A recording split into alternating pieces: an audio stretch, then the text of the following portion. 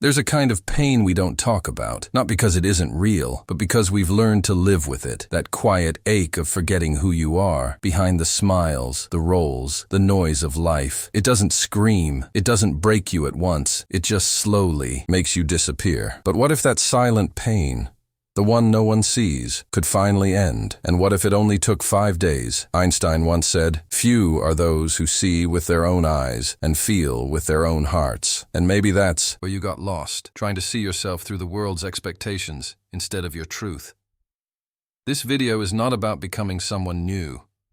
It's about remembering someone sacred. You, before the world told you to be smaller. So if any part of you feels like you've been performing life instead of living it, stay with me.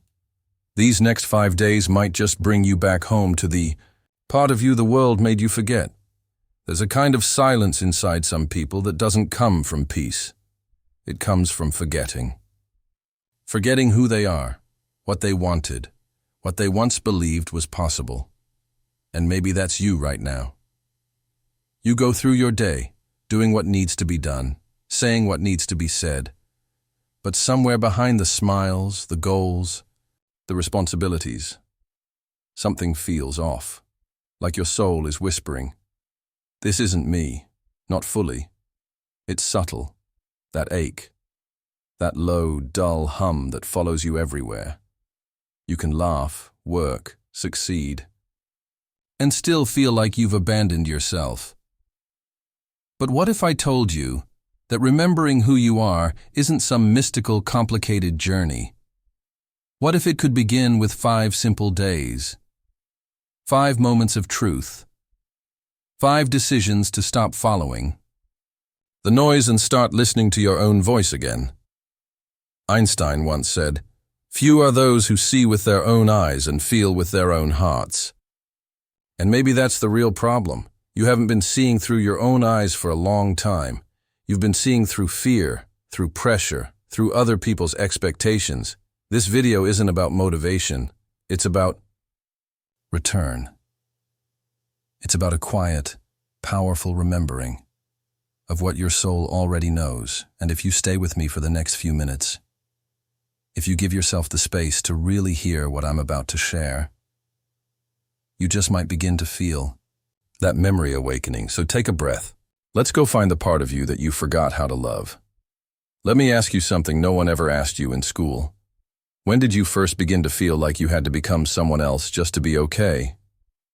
Was it the moment you realized your emotions made others uncomfortable?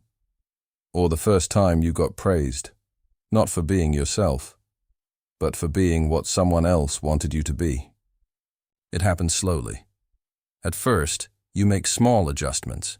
You stay quiet instead of speaking. You smile when you don't feel like it.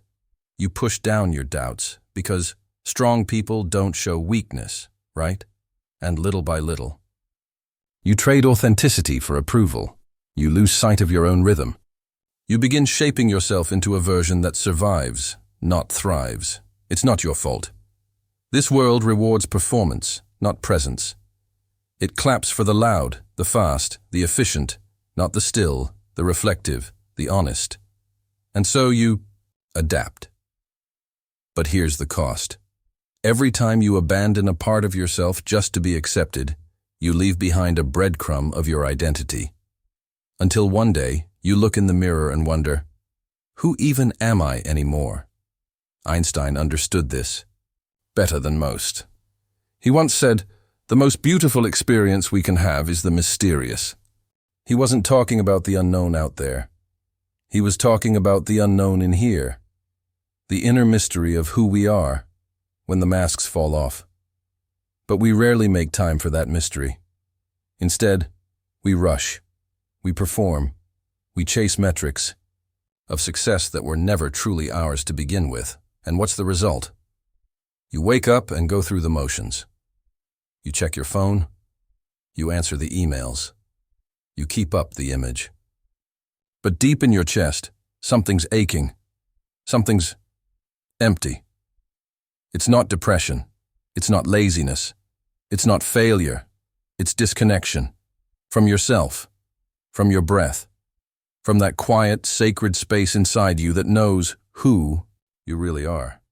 But you've been too busy to listen. And now maybe you're starting to feel it, the exhaustion that comes not from doing too much, but from being too little of yourself for too long. That's what this is really about. This isn't a productivity hack. It's a rescue mission.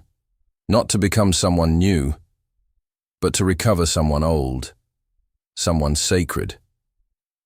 You see, Einstein never confused noise with intelligence. He believed that imagination, not information, was the sign of a mind still alive. And the same goes for your spirit. You don't need to know more. You need to feel more. To remember what aliveness felt like before the world told you to quiet down. So let's begin. Not by adding something new, but by removing what was never yours in the first place. Because the journey back to yourself isn't about becoming more. It's about becoming less hidden. And that starts now. There's a moment that comes, not loud, not dramatic, but like a whisper you can't unhear. It usually happens late at night, or in the quiet between two tasks, or when you see someone laugh and realize you haven't in days, and suddenly it hits you. I don't remember the last time I felt like me. Not the version of you that gets things done, not the one who smiles in photos, not the one who says, "I'm fine," because explaining the truth feels exhausting, but the real you.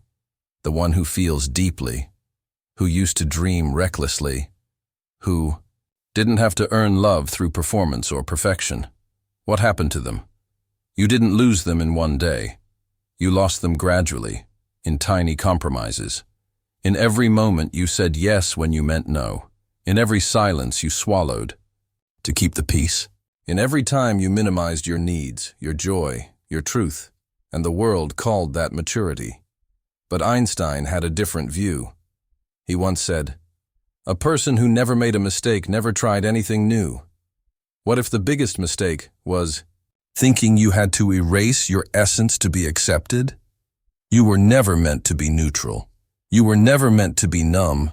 You were never meant to contort yourself into someone that fits someone else's version of enough. You were meant to feel, to break sometimes, to rebuild slowly, to listen to the part of you that still remembers what matters. Let me tell you something I've never said before. There was a season in my life where I became a master of pretending. I said all the right things, posted all the right highlights, laughed on cue, held it together for everyone around me. And still, every night, I felt like a ghost. Until one morning, I looked in the mirror and didn't recognize the person staring back. I saw tired eyes, a disconnected gaze, a soft sadness I couldn't name.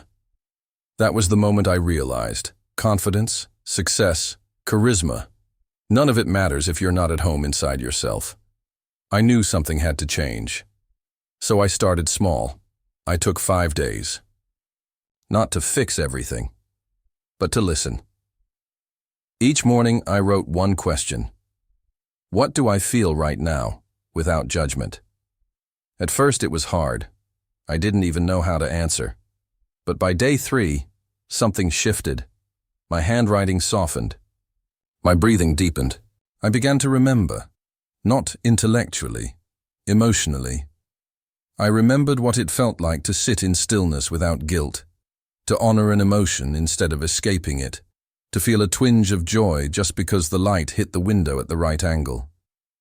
That's when I understood something Einstein hinted at his whole life, that real intelligence isn't just about solving problems. It's about reconnecting to presence. He said, "Look deep into nature, and then you will understand everything better. You are nature, and nature doesn't rush. It doesn't compare. It doesn't explain or apologize for its process. It simply is, and when you stop trying to become someone and simply return to being, the healing begins. It's not loud. It's not impressive. But it's real. And once it begins, you can't go back to the numbness. because something inside you wakes up and whispers, I remember this. I remember me. And suddenly, 5 days isn't just 5 days. It's the start of a reunion with your own soul. Let's keep going. Here's what no one tells you. You don't need to blow up your life to begin again. You don't need to move to another country, find a new career, or meditate on a mountain for 40 days.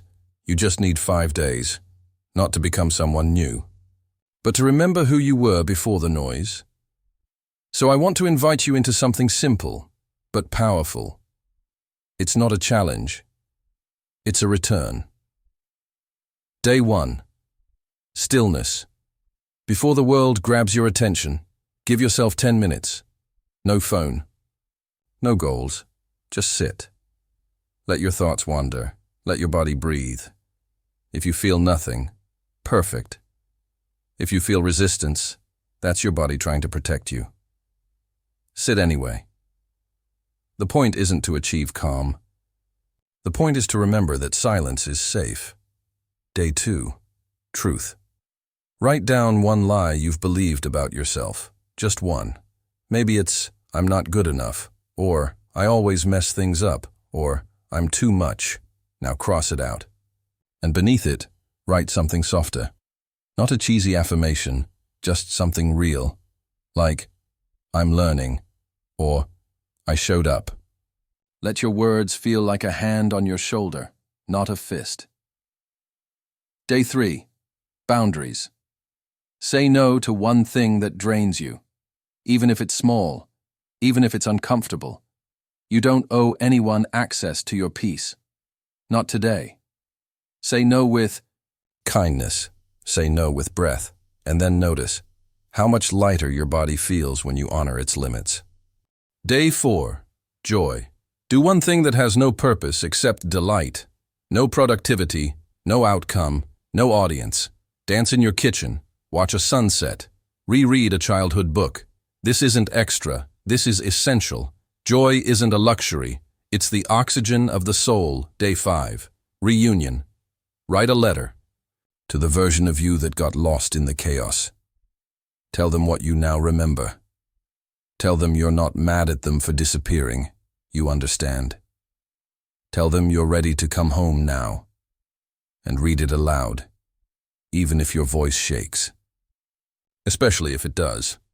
Einstein once said, "The intuitive mind is a sacred gift, and the rational mind is a faithful servant." We have created a society that honors the servant and has forgotten the gift. This 5-day journey is about remembering the gift, not logic, not performance, but presence. Your mind will try to complicate it. Ignore that. This is sacred work, not because it's dramatic, but because it's honest. And in a world full of pretending, honesty is revolutionary, so try it. Just 5 days. You don't have to believe it'll change your life. But if you give yourself to it, fully, quietly, gently, something will shift. Not outside, inside, and once it does, you'll start remembering who you've been all along. Most people know Einstein for his mind, but what most don't realize is how deeply he understood the heart. This was a man who challenged the very nature of the universe. And yet, in his quiet reflections, he often spoke about worth. Not the kind we try to earn, the kind we forget we were born with. He once said, "A human being is part of a whole, called by us universe, but he experiences himself as something separated from the rest, a kind of optical delusion of consciousness." Let that land, an optical delusion. That's how Einstein described your feeling of being unworthy, separate, less than. You think you're not enough, but it's just a trick of perception. You think others are ahead of you. But that's only because you're looking sideways, not inward, and so your entire sense of self becomes distorted. By illusions, social media, school rankings, parental approval, outdated standards. You start defining yourself by things that were never designed to hold your soul. That's the crisis Einstein warned us about, a life guided by false measurements. He, wasn't talking about formulas. He was talking about you.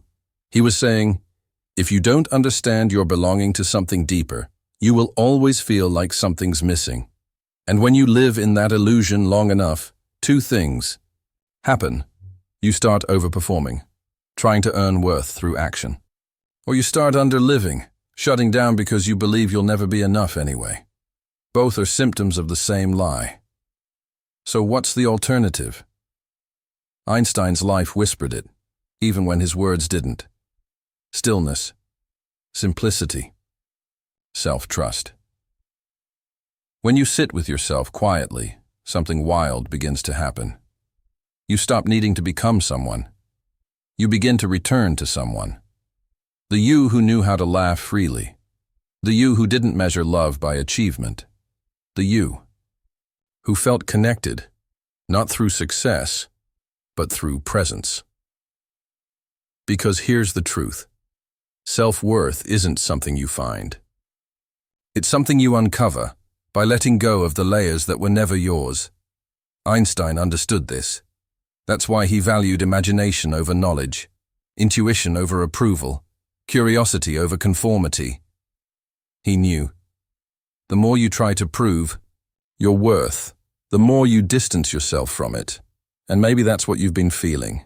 The burnout, the quiet ache, the constant second-guessing. It's not because you're broken.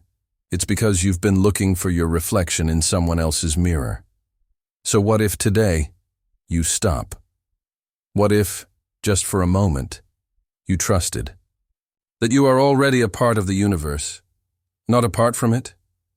Not because you've earned it, but because it's always been true. That's what Einstein believed. And maybe that's what you're finally ready to believe too. So, if there's one thing I hope stays with you after this video, it's this.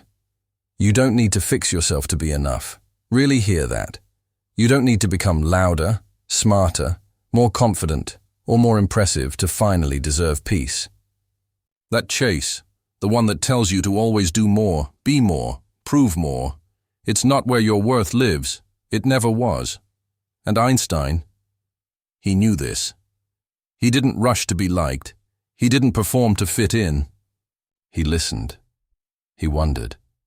He allowed silence. He let curiosity be his guide, not ego.